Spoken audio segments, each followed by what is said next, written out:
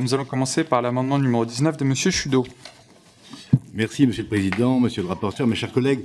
L'amendement que je vous propose d'adopter concerne un problème grave qui ronge littéralement les établissements, notamment des quartiers prioritaires de la ville, des REP et REP+.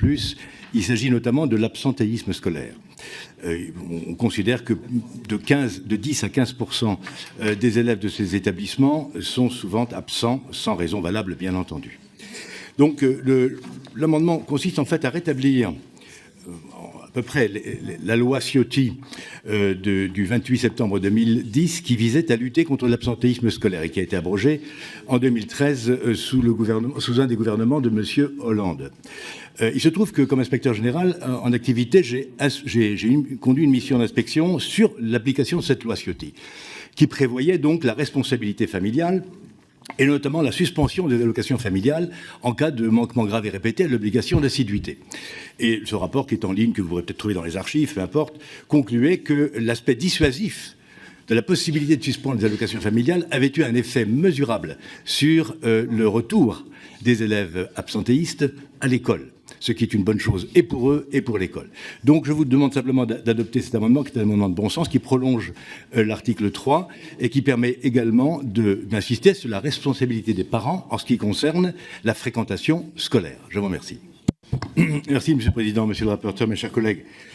La loi Ciotti a été la loi de la République pendant 3 ans, tout de même. Ça n'est pas sorti comme ça, tout armé de mon cerveau, cerveau enfiévré. Elle a été efficace, je vous l'ai dit tout à l'heure, je vous en prie, allez sur les archives du ministère, vous verrez les conclusions de mon rapport d'inspection générale sur l'effet de la loi Ciotti. Elle a été efficace car elle a eu un effet profondément dissuasif, précisément en raison de la longueur et de la méticulosité des procédures d'alerte par l'inspection académique, qu'a rappelé tout à l'heure notre collègue Patrick Létus. Donc, ne caricaturons pas cette loi qui a eu son utilité et dont je souhaite qu'elle soit désormais rétablie, dont nous souhaitons qu'elle soit rétablie.